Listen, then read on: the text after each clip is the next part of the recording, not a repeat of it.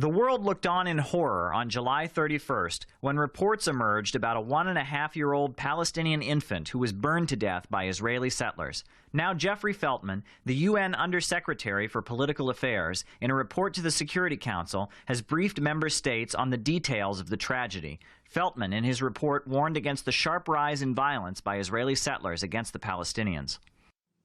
The attack killed 18-month-old Ali Dawabsha. His father died of his wounds 5 days later, while his mother and 4-year-old brother continue fighting for their lives. The Secretary General welcomes the strong condemnations of the attack by Prime Minister Netanyahu and other Israeli officials, as well as by political and religious leaders from across the spectrum. The report to the Council described the ongoing demolition of Palestinian homes, as well as the continued detention of Palestinians who are being held without charges. The incidents share a common thread. They are the inevitable product of the failure to make the tough choices necessary to resolve the conflict. They are the ramifications of the failure to prioritize the pursuit of a shared future built on trust rather than fear. We can no longer accept this reality. Supporters of the Palestinians around the world often say words from figures like Feltman are not enough.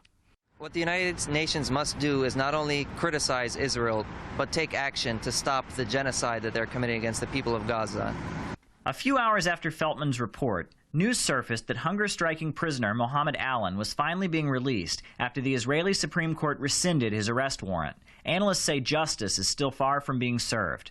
It's outrageous that a Palestinian needs to starve himself for 65 days to achieve a basic measure of justice that much of the world takes for granted, while the international community stands silent.